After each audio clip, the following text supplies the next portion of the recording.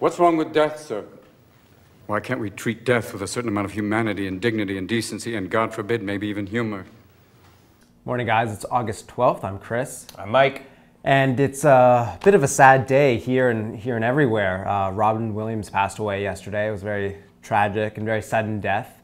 Apparent suicide. And it's devastating to think about somebody who literally brought happiness and laughter to millions and millions of people who struggled so long with, it looks like, depression. Yeah, I think, I mean, they're using the word apparent because they have to wait until, official reports are released, but I think it's pretty clear that this is someone that did struggle with depression.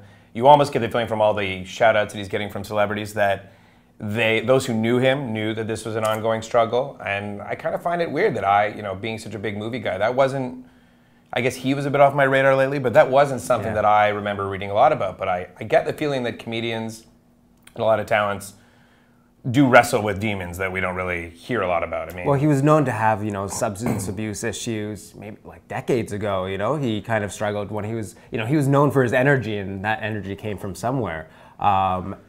But I think that, kind of turned into something a little darker as Yeah, I mean, we wrote, there's a top 10 on the site that we produced last night, and I was writing some pieces about it, and it really struck me, I think I said it in an email, that I just had forgotten, going all the way back to, 89, 90, 91. I mean, you go back from Good Morning Vietnam to The Fisher King to Mrs. Doubtfire. I mean, there was a time there when I'd have to say, I'd have to crunch the numbers, but this guy was pretty much one of the biggest stars, and then Hook.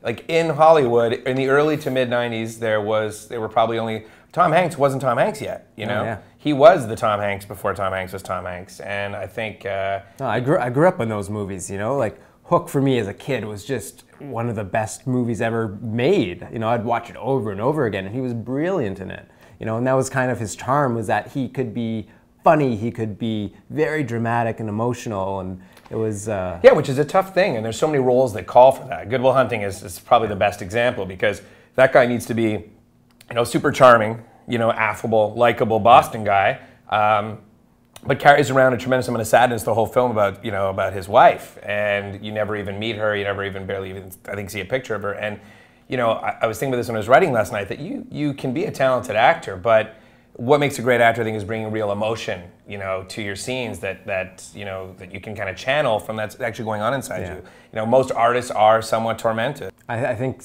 if you just look at, things like Twitter and Facebook, since the news broke, he's been dominating, and just so many people with, pouring out. Did you see the Conan announcement? Yeah, I watched that this morning. Like, I've never seen him look so tongue-twisted and, just shocked. He could barely speak and get the words out. You get the feeling he just got that news, and he was saying, "I'm processing it as we're all processing it."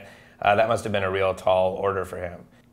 These people have, in a way, touched our lives, globally, and there's something I don't want to overstate it, but I don't want to underscore it either. The legacy of an artist is a pretty powerful thing. He's not a politician. He's not a teacher, but he definitely left his mark in a lot of ways. And he wasn't somebody who was involved in, scandals or publicity stunts. He was a good guy. Apparently, so many actors are, pouring out comments saying he was just a nice guy. He was so nice to work with. He was sweet.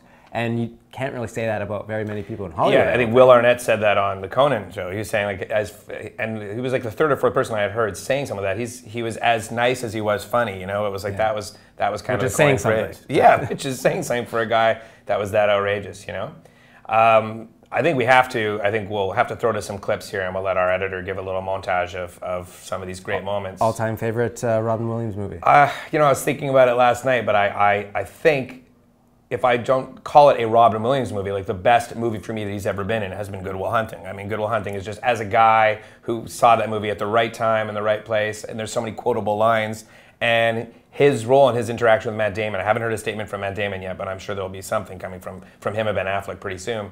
But I get chills even just thinking about certain moments in that film. That's nice. And what about you?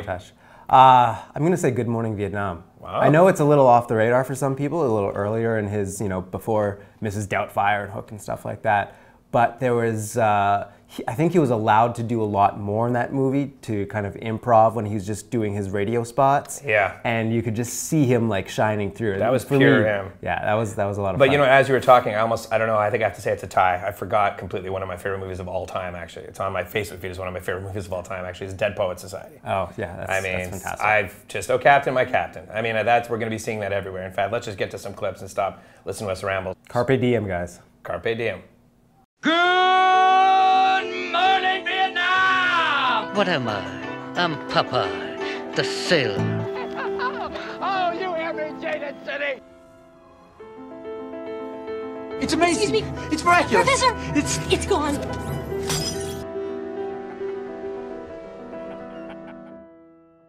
Mr. Anderson thinks that everything inside of him is worthless and embarrassing.